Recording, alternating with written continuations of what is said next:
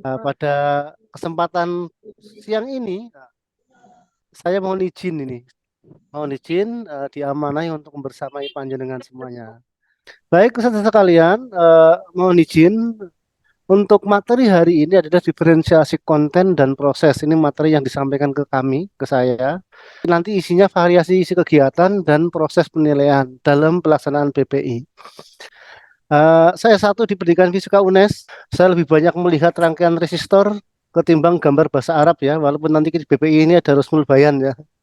Abdian yang sekarang di SMA ITB Klaten, sebelumnya di SMP ITB Klaten ya, merintis dua sekolah, alhamdulillah sekarang sudah cukup berkembang ya, yang SMP ITB juga sudah berkembang, yang SMA insya Allah cukup berkembang.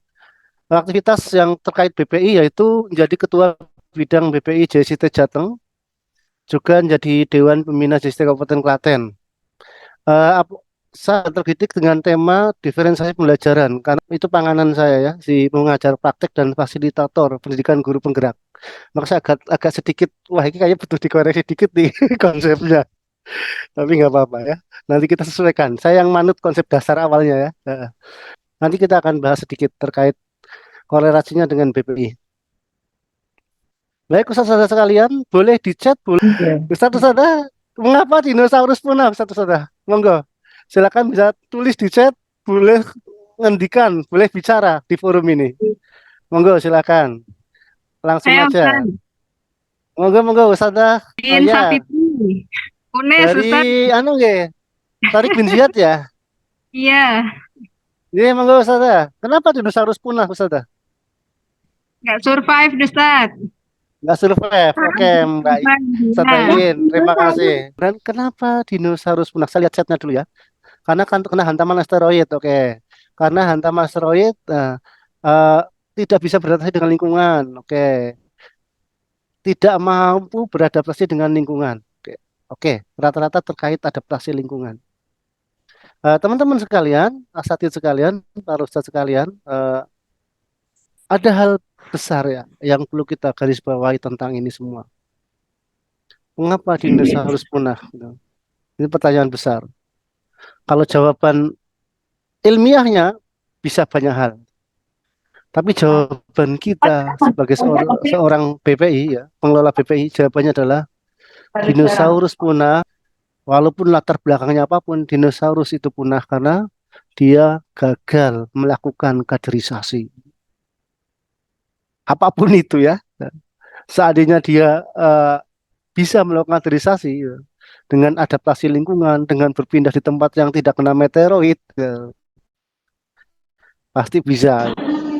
Karena dunia boleh berubah, teknologi boleh berubah.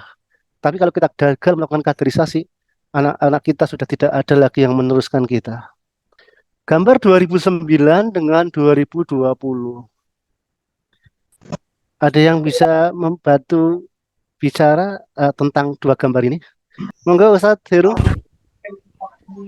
Ya mungkin kalau pendapat saya kalau 2009 ya memerlukan biaya lumayan juga itu ya. Pakai helikopter untuk Mm-mm, merekam dan kalau untuk mm-mm. sekarang pakai drone gitu kan ya berbagai macam harganya ya dan bisa lebih menghemat aja daripada yang 2009 bisa dari biaya ya Ustadz ya. Iya, iya. Oke, lebih menghemat ya. Ada perubahan itu ya. Eh, Ustazah Lisa ya, Ustazah Lisa. Dari gambar yang tampak dari Hmm, tahun 2009, kemudian 2020. Berarti harus ada inovasi mengikuti perkembangan zaman. Kalau dulu oke. seperti itu ya, dengan harus berdiri di depan pintu helikopter itu untuk mengambil sesuatu. Saat ini tidak perlu harus seperti itu karena ada inovasi. Demikian Ustaz yang Oke, disampaikan. inovasi. Oke, Ustazah sekalian, ada hal-hal yang senantiasa berubah ya. Bisa jadi ini adalah pikiran tahun lalu yang kita siapkan gitu. Tapi ketika kita lihat di 2009 ini, begitu ribetnya orang eh, harus mengambil gambar dari atas ya. Perlu helikopter, ini afturnya berapa ya. Kemudian perlu kameramen. Setidaknya ada dua orang yang hilang di situ. Dua peran, yaitu pilot helikopter dan kameramen. Ya. Kemudian di 2020 kita lihat cuma butuh drone saja. mengendalinya dari bawah ya, berubah. Kalau kita bicara regulasi ya, regulasi terus berubah ya. Misalkan yang panjenengan sekarang di guru ataupun di kepala sekolah, misalkan di Indonesia ini regulasi tentang kepala sekolah sudah berubah 3 kali. Awalnya ada Permendiknas nomor 13 tahun 2007 misalkan ya. Dia bicara tentang kepala sekolah adalah guru yang diberi tugas tambahan. Dia apa? Dia guru yang diberi tugas tambahan. Maka ketika era-era itu yang pernah jadi kepala sekolah era 2007-an, 2009, 2010, 2011 sampai 2017 itu ada kasus kepala sekolah dikejar-kejar sama Kak kurikulum karena belum setor nilai gitu. Ya, mau rapotan kepala sekolahnya malah yang belum setor gitu ya. Karena apa? Karena kepala sekolah adalah guru dengan tugas tambahan sebagai kepala sekolah tadi. Kemudian di era Pak Muhajir, yaitu Permendikbud ya, nomor 6 tahun 2018 dirubah tuh dengan apa? Kepala sekolah adalah manajer sekolah. Dia adalah leader. Maka saat itu kepala sekolah tidak lagi mengajar 6 JP. Kalau dulu kan 6 jam pelajaran, sekarang 0 JP. Bahkan saat itu diwajibkan kepala sekolah harus punya lisensi sejak Permendikbud 6 tahun 2018 yaitu NUKS atau NRKS ya. Maka di situ ada penguatan ya, ada CKS. Kemudian ada perubahan lagi. Muncul apa? Permendikbudristek nomor 40 tahun 2021. Bicaranya gimana? Bahasnya kepala sekolah adalah leader dalam dalam rangka dalam rangka transformasi pendidikan. Syaratnya apa? Syaratnya kalau kemarin bicaranya NUKS, bicaranya NRKS, sekarang bicaranya apa? Bicaranya adalah sertifikat guru penggerak gitu ya. Artinya gini, regulasi di luar bergerak, kondisi di luar bergerak, berubah. Maka kita pun harus menyiapkan perubahan-perubahan terhadap BPI kita. Sesekalian belajar kita hari ini adalah belajar bareng ya. Maka nanti saya sering nunjuk ya. Walaupun ini ruangannya saya agak sempit nih. Kita udah lama sekali nggak main Zoom ya. Saya biasanya keliling ya, keliling di Jawa Tengah. Alhamdulillah sudah keliling. Saya hitung tinggal 20 kabupaten kota yang belum saya datangi ya. Terakhir di Jepara.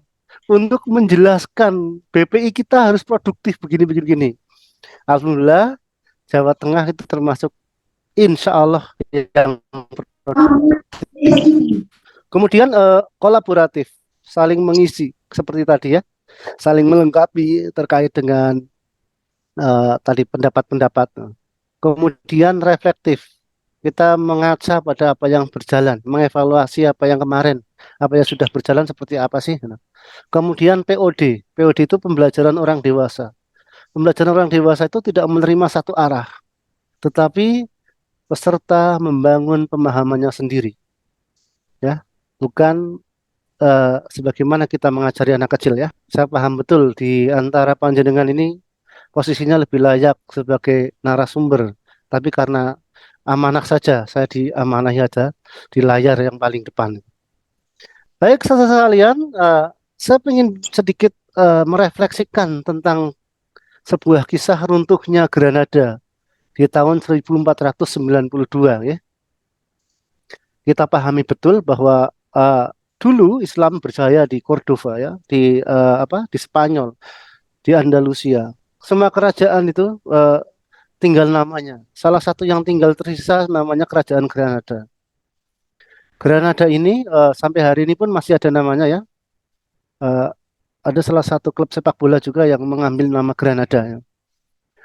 Di era-era mendekati 1470-an, 1480-an, Granada tetap ditarget untuk diruntuhkan. Maka Raja Spanyol saat itu, yaitu Raja Ferdinand, mengirim intelijen terbaiknya untuk menyelidiki persiapan peruntuhan Granada. Di periode awal penyidikan, di masa 1480-an ini, intelijen ini mengamati masyarakat Granada, di mana masyarakat Granada saat itu kehidupannya masih religius, daya juangnya masih kuat. Bahkan intelijen ini mendapati di sudut kota ada seorang anak kecil yang menangis. Kemudian anak ini disapa oleh intelijen, wahai anak kecil, kenapa engkau menangis? Kemudian anak kecil ini menjawab, wahai paman, saya menangis karena saya sedang latihan panah, panahku meleset tuh. Duh, kalau panahmu meleset itu, nanti kan bisa diulang kembali. Oh, bagaimana aku bisa mengulang, paman? Kalau aku berhadapan dengan musuh, kalau aku meleset, pasti sana ganti panah aku gitu. Nah, melihat giroh anak kecil ya, usia 10 tahun ya, usia kelas 3 4 SD, itu Mas berpikirnya tentang jihad, berpikirnya tentang berjuang, berpikirnya tentang kemuliaan.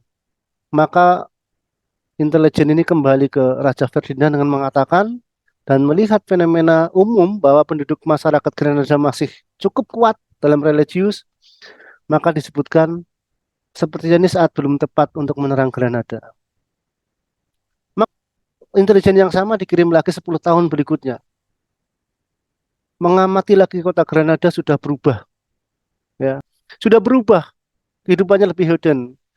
Dan intelijen ini mendapati seorang pemuda sama-sama dengan kisah sebelumnya menangis. Saat ini pemuda, tapi beda orang ya dengan anak kecil yang 10 tahun yang lalu. Dapati ditegur sapa, wahai anak muda, kenapa engkau menangis? Jawaban anak muda ini yang kemudian disimpulkan oleh intelijen untuk saat yang tepat itu. Aku menangis karena baru putus cinta, ya, diputus sang kekasih, dari patah hati diputus sang kekasih lah. Saudara sekalian, kita tidak ingin nih, kita tidak ingin meninggalkan keturunan yang berat, keturunan yang lemah di belakang kita. Ya. Kita sama sekali tidak ingin eh, meninggalkan keturunan yang lemah. Ya.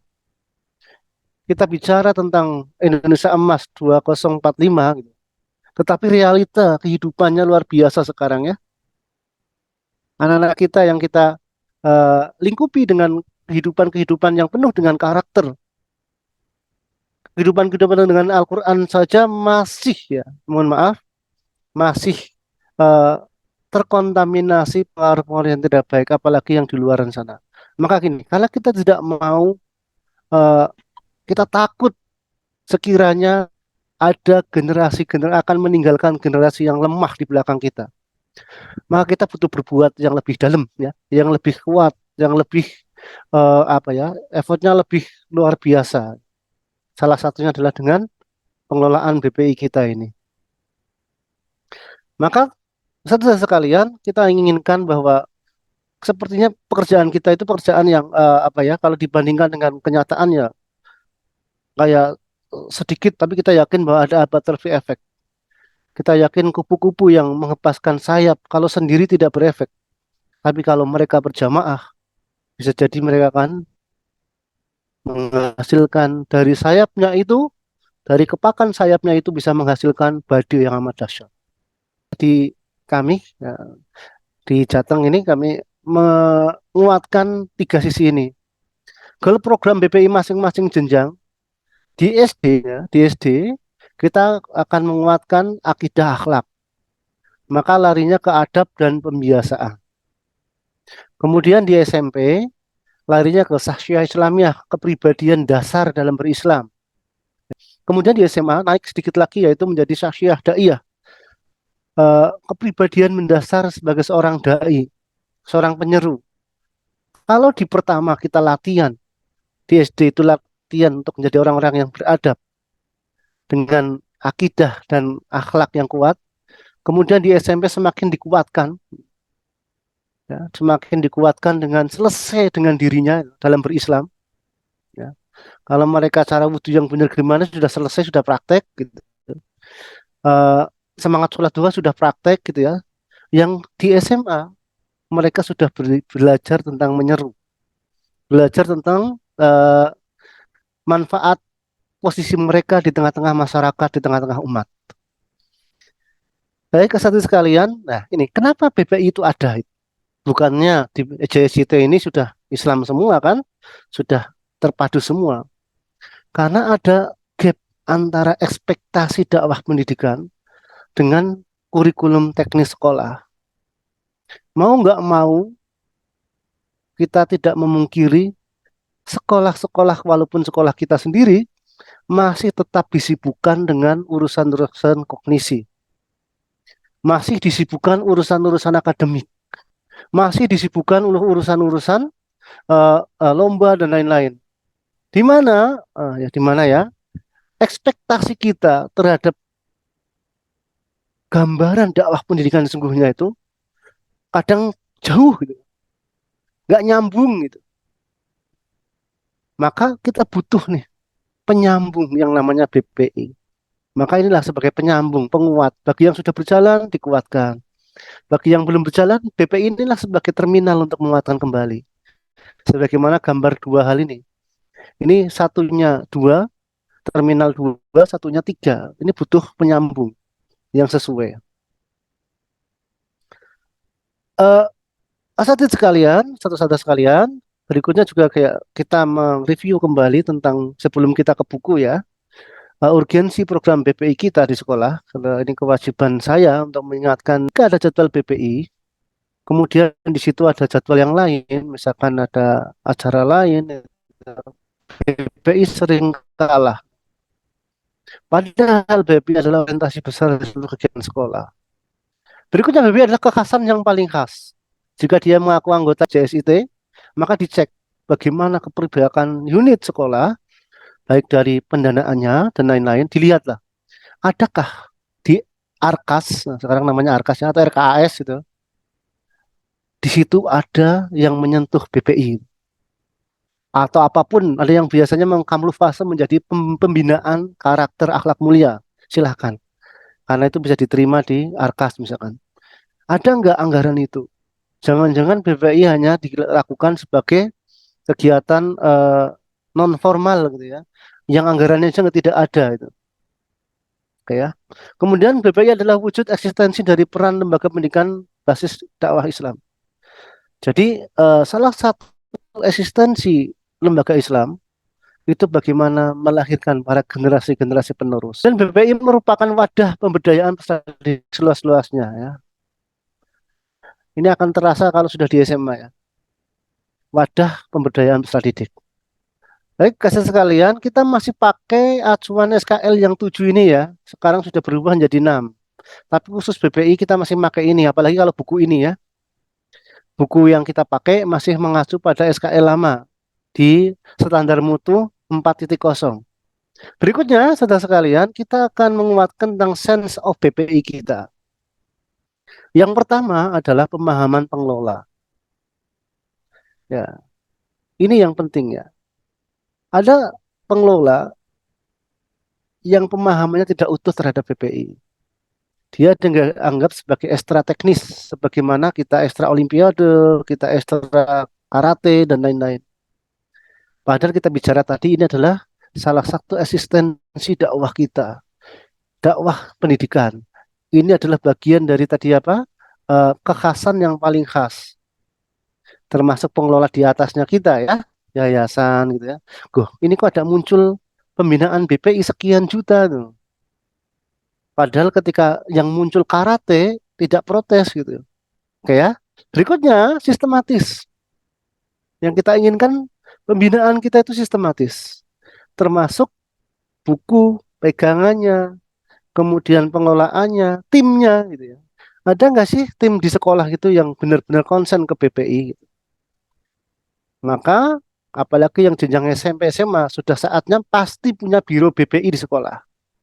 Berikutnya adalah kolaboratif dan kebersamaan.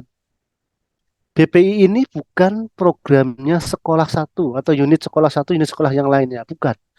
Ini program masalah nasional sekolah-sekolah yang di bawah jaringan sekolah Islam terpadu. Maka tidak bisa ada sekolah-sekolah yang menjadi bintang, sementara yang lain redup bingung mau mencontoh seperti apa, nggak boleh. Ini nggak boleh begitu. Maka perlunya penguatan jati diri. Berikutnya penguatan jati diri. Jadi BPI kita ini produknya mau kayak apa sih? BPI kita ini sebenarnya pembelajarannya kayak apa sih, kontennya kayak apa gitu.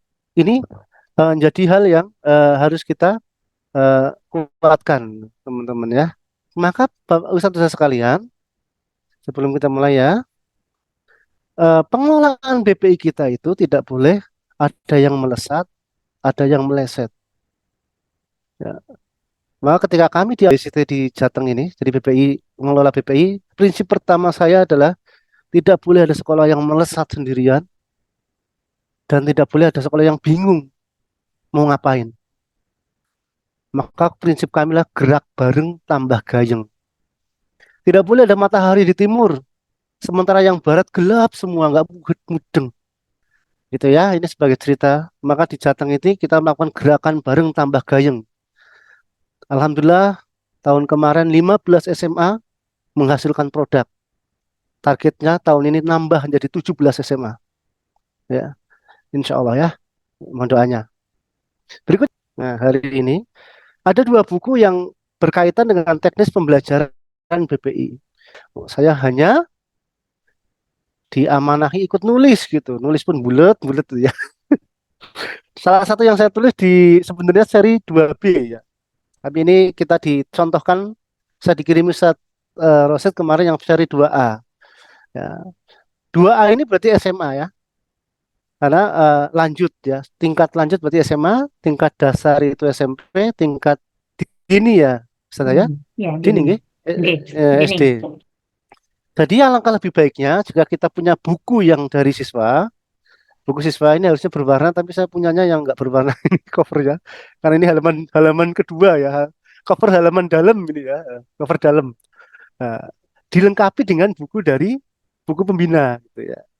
Jadi ibarat kalau dulu kita K13 itu ada buku siswa, ada buku guru gitu ya, untuk melengkapinya. Saya sekalian, kita akan masuk ke sini. Tapi yang diminta hari ini adalah kita akan belajar tentang diferensiasi. Ini yang akan kita kuatkan di sini bareng-bareng. Nah, ketika kita belajar diferensiasi itu, kita pasti akan disuguhi gambar ini. Ya. Gambar ini mengatakan adalah ada sekumpulan hewan ya. Kalau di Rut itu ada apa itu? Ada burung, ada monyet, ada penguin, ada gajah, ada ikan, dan lain-lain. Itu mau dites. Supaya tesnya fair, setiap everybody has to take the same exam. Maka setiap dites dengan tes yang sama. Please climb the tree. Silakan memanjat pohon ya, memanjat pohon. Ini yang terjadi bahwa kita melakukan hal yang sama terhadap tipe anak yang berbeda-beda. Kalau di luar sana pembahasan ini sudah sangat detail ya. Apalagi kalau kita masuk ke salah satu program guru penggerak ataupun sekolah penggerak ya. Itu detail sekali. Kalau di PKP nanti masuknya di loka 3. Saya minta saja silakan raise hand biar nggak ngantuk nanti saya terus yang ngomong nih. Raise hand Ustaz, ini saya yakin banyak orang pintar di sini terkait dengan diferensiasi. Melihat diferensiasi apa ya Ustaz, silakan raise hand. Tentang diferensiasi ini seperti apa? Terus nanti kalau BPI kayak apa? Yuk, menurut panjenengan, silakan. Assalamualaikum warahmatullahi wabarakatuh. Waalaikumsalam warahmatullahi Saya di SMP IT Abu Bakar, Yogyakarta. Oh, Jogja, Jadi dekat ini. pembelajaran diferensiasi itu pembelajaran yang mengakomodir kebutuhan siswa. Jadi setiap siswa itu kan punya kebutuhan yang berbeda, tingkat pemahaman berbeda, bahkan cara menerima ilmu itu juga berbeda. Nah, mungkin kalau di BPI, diferensiasi ini cara kita menyampaikan materi nggak monoton ya, artinya nggak ceramah gitu ya. Termasuk media yang kita pakai di dalam BPI itu ya nggak apa ya, mungkin perlu divariasikan gitu sehingga anak-anak yang kebutuhannya yang berbeda itu dalam satu semester paling tidak itu bisa terpenuhi kebutuhannya dari setiap anggota kelompok BPI. Begitu Ustadz. Terima kasih. Ustazah Subrina ini ya tokoh aktor PGP ya. Iya Ustadz. Penjelasannya kelihatan. Monggo Ustazah Liza. Ya Ustadz, ini sifatnya menambahkan ya Ustadz. Nggih, monggo. Ya, pembelajaran berdiferensiasi itu pembelajaran yang tadi ya memperhatikan kebutuhan siswa sehingga perlu dilakukan asesmen awal. Berkaitan dengan BPI, berarti kita juga harus melakukan asesmen awal. Kita harus tahu dulu posisi eh, kemampuan anak-anak kita. Nah, mungkin itu yang bisa disamakan dengan BPI-nya. Artinya di awal tidak disamakan kondisi siswanya.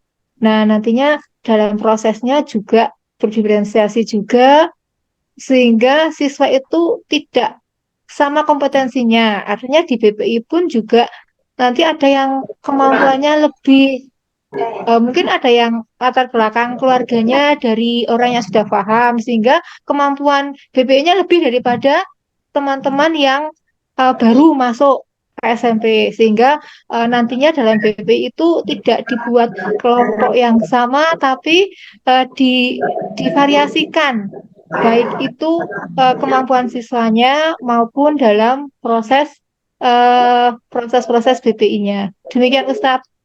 Yo nggih, matur nuwun Mas Lisa. Masih ada yang resen, Usin ini mau nambahi? Ya, Ustaz. Silakan Ustazah. Ya, jadi gimana kita bisa dalam BPI ini awalan membuat grup yang grup-grup itu atau grup halakoh BPI ini adalah anak-anak yang memang sesuai dengan apa ketentuan-ketentuannya seperti itu atau syarat grupnya seperti itu. Semisal kalau dari IT SMP, SMP IT, maka SD IT yang asalnya mereka berasal dari SD IT, kita kelompokkan menjadi grup pertama, misalnya seperti itu. Karena kita akan melanjutkan saja apa yang sudah ditanam atau sudah dilakukan oleh teman-teman di IT SD seperti itu. Kemudian selain juga pengelompokannya, juga pemberian materinya dibedakan karena memang dari syarat atau cirinya saja sudah berbeda. Jadi pengelompokannya sudah dibeda-bedakan seperti itu. Dan kemudian tidak hanya pemberian materinya, tetapi juga mereka mempraktikkannya. Itu juga akan berbeda. Misalnya untuk kelompok yang tadi lapis 1 atau ring 1 itu mereka akan melakukan menjadi pelopor kebaikan dalam hal apa seperti itu. Baik, Ustazah sekalian, alhamdulillah sudah dijelaskan banyak hal ya, termasuk Ustadz Dian Abu Sofyan, yang juga menulis di chat cukup lengkap. Oke ya, terima kasih. Kemudian ada Ustazah Efni menyajikan pembelajaran secara bervariasi. Ustadz Dian, suatu pendekatan yang memahami bahwa tiap peserta didik memiliki eh, kebutuhan dan juga kemampuan yang berbeda-beda. Ya, oke, ini hampir sama semuanya. Nah, teman-teman, terkait dengan pengelompokan pasti diferensiasi ya. Kalau kita lihat panduan BPI itu ada 3 pembagiannya. Pertama, pernah BPI. Kedua, anak pembina. Nah, terus satunya lagi tadi dia sekolahnya IT. Kalau tiga-tiganya berkumpul dalam satu orang atau dua berkumpul sekolah IT dan juga anak pembina, maka dia akan terkategori A misalkan dan lain-lain. Nah, dalam konteks itu sepakat ya, kita semuanya sepakat. Wong kita saja di kelompok-kelompokan gitu ya. Guru baru sama guru lama misalkan ya, kan beda itu. Nah, dalam konteks buku ya, dalam konteks buku, nanti kita dalam konteks buku, nah, kita akan belajar lebih detail insya Allah ya, bareng-bareng ya. Nah, ini dalam konteks kita belajar buku BPI-nya. Oke ya, kita lihat bahwa pembelajaran diferensiasi itu pembelajaran yang mengakomodir kebutuhan murid. Dari kesiapan belajar muridnya, minat muridnya, sama profil belajar muridnya. Misalkan begini, ini juga penting ini. Kita tidak boleh memaksakan eh, anak-anak yang baca Quran belum lancar, kemudian ngoyak tahfidz itu, ngejar tahfidz. Misalkan ada pembelajaran matematika, misalkan pembelajarannya tentang volume bangun ruang. Sementara di situ kesiapan belajar muridnya perkalian saja dia belum bisa. maka prasyarat ini tidak terpenuhi untuk belajar bangun ruang. Maka dibuat fase-fase tadi ya. Maka dia kembali ke fase awal. Artinya pembelajaran bangun ruang saat itu untuk anak-anak tertentu ngajari perkalian. Nah, setelah sekalian, kemudian minat belajar siswa. Ya. Bagaimana anak-anak itu berminat dalam belajar? Ya. Kemudian profil belajar murid. Ada anak-anak kita yang suka kalau belajar cuma dengerin ceramah itu ngantuk. Tapi begitu disuruh aplikatif, misalkan belajar tentang teamwork, disuruh yuk kode nyapu halaman bareng-bareng, oh semangat malah, ada yang gitu. Inilah pentingnya kita merumuskan pembelajaran diferensiasi juga dalam BPI. Kita pahami diferensiasi ada 3 ya, yang setidaknya ada 3 yang terkenal gitu ya. Sebenarnya ada lagi ya, kalau kita merujuk pada literasi aslinya, diferensiasi itu banyak banget. Cuma yang kita dengar itu, yang kita sering dibesar-besarkan di Kemendikbud itu yang kita dengar ya, itu ada 3, konten, proses, dan produk. Konten ini berkaitan dengan materi yang disesuaikan dengan tingkat pemahaman siswa. Ya, tidak mungkin ketika kita bikin halakoh, nah, siswa-siswa yang nun sewu ya, sholat saja baru belum lama gitu ya, disamakan dengan siswa-siswa yang sudah menghafalkan Quran, pasti beda. Itu kalau bicara tentang pengelompokan. Kemudian proses pembelajaran disesuaikan dengan gaya belajar siswa. Ada yang prosesnya mendengarkan musik, ada yang prosesnya ceramah, ada yang prosesnya diskusi, ada yang prosesnya ini ya, pemaparan dan lain-lain. Kemudian yang tidak disentuh di tema ini ada namanya diferensiasi produk, tetapi kita sentuh biar nambah kekayaan satu istilah lagi yaitu diferensiasi produk. Produk adalah produk belajar dihasilkan dengan bentuk yang berbeda-beda berdasarkan dari proses dan lain-lain tadi. Tapi bukan produk BPI ya. Ini juga salah nanti kalau memaknanya. Kalau diferensiasi produk BPI salah nanti. Ada yang sama-sama lulus BPI, satunya bajunya syar'i, satunya bajunya syar'u, ya nggak boleh itu ya. Itu bukan produk BPI. Ini kita sedang belajar tentang pembelajarannya. Kalau yang kita sebut produk di sini adalah produk pembelajaran. Ada anak-anak yang mengumpulkannya proyek, ada anak-anak yang mengumpulkannya dalam bentuk video gitu ya. Itu beda. Maka memang saya nggak tahu kenapa produk nggak disentuh, jangan-jangan salah tafsir gitu. Jadi apa produk boleh bebas lah, gitu. Yang penting sama-sama lulus dari sekolahnya masing-masing gitu. Itu juga nggak boleh. Nanti kita akan menemui sama-sama dianggap sudah pelopor kebaikan gitu ya, sudah termasuk lulus, tapi kok beda-beda ya, ada berbeda-beda. Itu juga nggak boleh. Kalau ini harus sama, karena indikator capaiannya harus sama. Nah, terus produk di sini apa? Di sini adalah kita bicara tentang penugasan. Nah, nanti kita akan contohkan ya di salah satu buku ini bicara tentang diferensiasi konten. Nah, ini kita menyesuaikan dengan apa yang sudah disusun oleh kita di pusat. Karena yang dimaksud beliau-beliau itu ternyata tidak sedetail apa yang dimaksud dengan diferensiasi pada makna asalnya.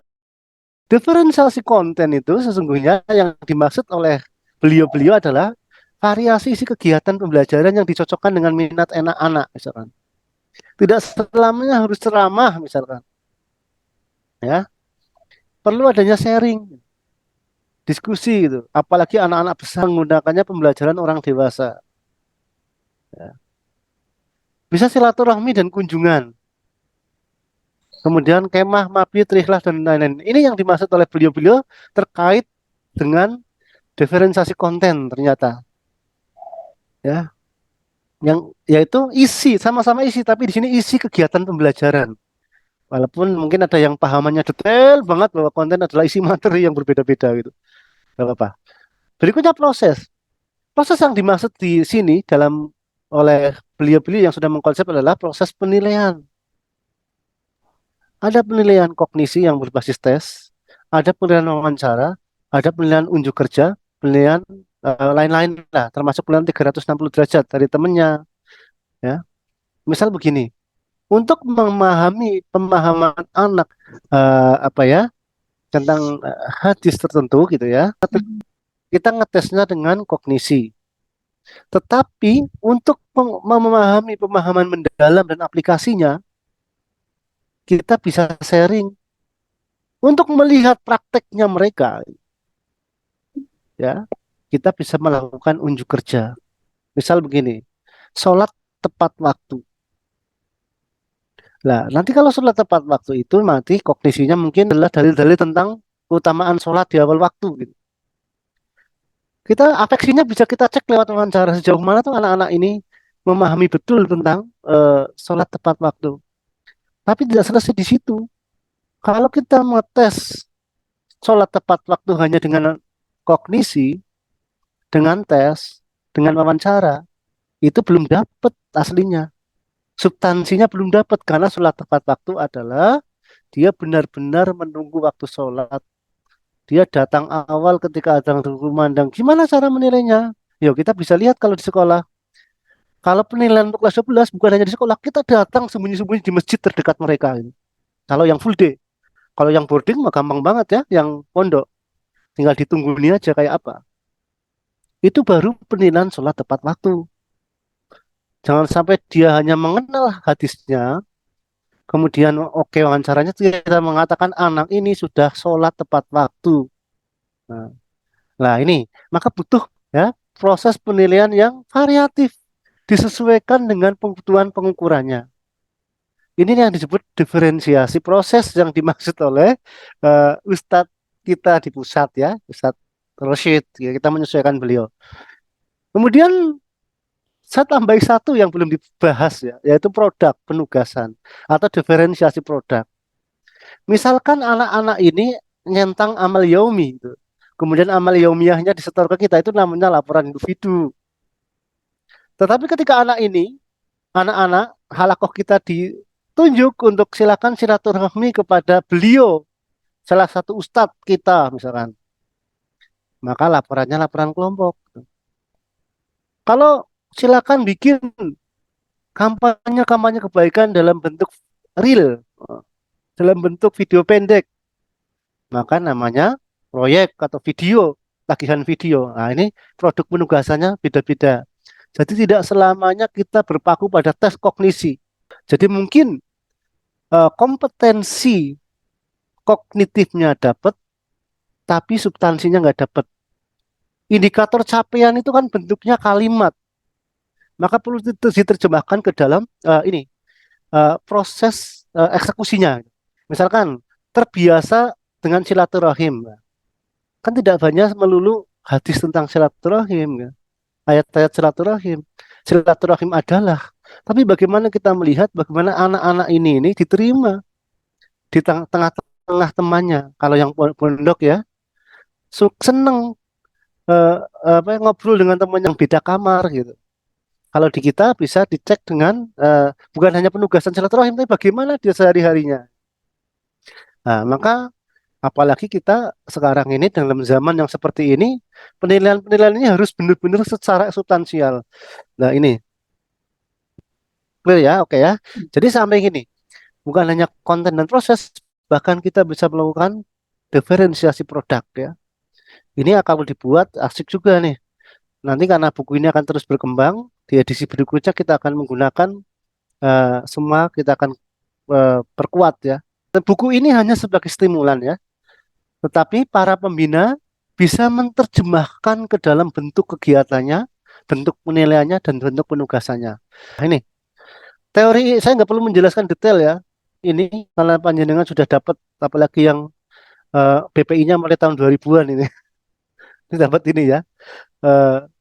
Bagaimana orientasi dakwah kita, termasuk orientasi pembelajaran kita, amal dakwah kita adalah tahwilul jahalati ilal ma'rifah. Mengubah kebodohan menjadi berpengetahuan. Ini kan kognitif ya. Saya tidak tahu bahwa ada hadis dilarang marah ya. La taqtuh walakal jannah misalkan. Jadi tahu. Udah, itu kognitif. Jika ditanya, apa bunyi hadis dilarang marah? Nah, kita ngomong, berarti itu kognitif. Gitu. Tapi ketika berikutnya, tahwilul ma'rifah ilal hakrah. Mengubah pengetahuan menjadi pola pikir yang mendarah daging. Fikroh. Kita sering fikrohnya apa tuh itu? Nah, satu pola pikir yang mendarah daging yang kita sebut dengan afektif. Jadi ketika ada orang marah, wah saya nggak mau kayak gitu, walaupun masih batin. wah kok marah ya. Nah, gitu. Walaupun batin ya. Berikutnya tahwilul fikrat ilal harokah. Ini psikomotor. Ketika dia nggak sadar, nggak sabar gitu ya, tiba-tiba kena sesuatu, harusnya marah, nggak boleh marah. Nah, ini menjadi psikomotor. Kemudian tahwilul harokati ilal natijah, mengubah eh, psikomotor gerakan menjadi hasil. Jadi apa yang kita lakukan harus produktif ya, termasuk apapun kita membina siswa ya. Siswa kita harus bukan hanya sampai psikomotor sebagai individu terhadap dirinya, ya. Dia mau apa sholat tapi terselesai di dirinya. Orang lain cuek, mau sholat nggak sholat, nah, maka ketika tahajud dia bangga ketika bangun sendirian. Sementara teman-teman kamarnya silahkan udah ngorok nggak apa-apa ya. Nah, bukan selesai di situ, tapi produktif. Artinya apa? Dia menjadi pembangun tahajud, ya. Karena tadi apalagi indikator capaian anak-anak kita di akhir fase akhir di pembinaan kita di SMA ini dari SD sampai SMA adalah tadi sahjiyah daiyah, kompetensi menjadi seorang dai. Dan berikutnya tidak lupa bahwa tahwilul natijah ilal hoyah, mengubah hasil ini menjadi tujuan yang besar yaitu wahia mardotillah, yaitu robbaniyah. Apapun yang kita lakukan, apapun yang kita hasilkan, apapun yang kita ingin buat semata-mata adalah dalam rangka mencari mardotillah, meridho Allah. Termasuk yang ramai sekarang, di mana di JCT kita ini sedang rame-rame bagaimana mengangkat digital. Tidak selesai digital itu pada psikomotor. Ya. Anak-anak selesai digital gitu, bisa pinter main ini, bisa programmer, bisa apa selesai eman-eman. Tapi bahwa digital ini gunanya apa sih untuk ukhrawi saya. Kalau kita menilik pembelajaran terpadu kan punya ukhrawi gitu loh. Di digital ini saya bisa robotik, saya bisa ini itu apa toh cara aku mendapat ridho Allah dari robot ini, dari website ini, dari aku bisa mengelola ini, mengelola itu, desain itu. Bisa nggak? Bisa, sangat bisa. Nah, pembelajaran kita ngarahnya ke sini, teman-teman sekalian ya, satu-satu sekalian. Ah, ini kita ke teknis ya. Nah, ke teknisnya ini kita ambil contoh salah satu saja ya. Salah satu, udah 14.16, kita selesai 14.20 ya, insya Allah. Atau 14.30 lah maksimal, setelah itu diskusi. Kita ambil salah satu di bukunya, di Bina Pribadi Islami tingkat lanjut 2A. Ini kalau nggak tidak salah penulisnya Kang Afif ini kalau tidak salah ya. Ustaz Afif, SMA NH. Kita ambil di pertemuan pertama tentang menjaga keutuhan NKRI. Generasi bangsa berkarakter, ada 2 subbab di situ. Penjaga keutuhan NKRI, yang pertama generasi bangsa yang berkarakter, yang kedua menjadi penjaga keutuhan NKRI. Jadi ada 2 pembahasan. Ini buku ini sudah pada punya ya, yang SMA sudah punya ya, satu-satu ya. Nah, jangan PDF-nya, kami beli langsung nanti hubungi Ustazah Eva ya. Saudara sekalian, di format buku ini nanti ini kalau kita lihat di bukunya pembina itu nanti akan dijelaskan ada tujuan pembelajaran ya, tujuan pembelajaran, kemudian ada rosmul bayan atau peta konsep. Kemudian ada pengantar, ada pendalaman materi, wawasan atau tokoh inspirasi atau kedua-duanya. Karena ada beberapa buku yang ada beberapa tema yang salah satu, ada beberapa tema yang kedua-duanya. Kemudian ada evaluasi. Evaluasi ini juga nanti bisa dipandu, ya, bisa dipandu di bukunya pembina.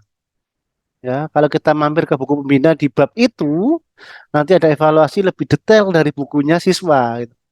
Persis kayak kita dulu belajar mengajar K13 ya. Ada bukunya siswa, ada buku guru gitu. Itu lebih dipandu lebih detail. Baik ya, kita contohkan, kita akan sedikit bicara tentang diferensiasi di pembelajaran di bab ini sebagai sedikit contoh. Nah, ini kita lihat dulu. Standar kompetensi berarti SKL ya. Kita ambil yang ke-6, nomor 6, memiliki wawasan yang luas. Buku ini kita bicara tentang wawasan yang luas, masuknya centelanya ini menjaga keutuhan NKRI. Kenapa bab ini kita angkat? Karena bab ini penting untuk anak-anak kita yang mau lulus. Ya. Karena ini disiapkan untuk mereka-mereka yang mau lulus. Supaya antara mereka apa yang mereka dapatkan di sekolah itu dunianya tidak bukan dunia lain kecuali kita ada di Indonesia untuk memajukan Indonesia juga sebagai warisan dari para ulama kita, supaya anak-anak juga siap dikaryakan di sebagai apapun di tengah masyarakat berbangsa dan negara. Kita ingin anak-anak kita ini nih yang pemahamannya kuat juga harus punya ini visi yang kuat untuk membangun negerinya gitu. Jangan dipisah. Oke. Nanti di buku ini akan ada persepsi pertanyaan pemantik. Nah, teman-teman yang biasa dengar pertanyaan pemantik pasti tahulah larinya kemana gitu ya. Perhatikan gambar di atas. Apa yang akan kalian lakukan untuk membalas jasa para pahlawan? Nanti kita bisa rame nih diskusi lah. Dari pembelajaran pertama ini kita mendapatkan satu diferensiasi kegiatan yang namanya sharing atau diskusi kan. Nah, contohnya ini. Nah, kita mendapatkan anak-anak itu udah gede ya kalau di SMA ya. Pendapatnya luar biasa. Saya juga kaget kadang, duh, di luar pikiran saya mereka berpendapat itu.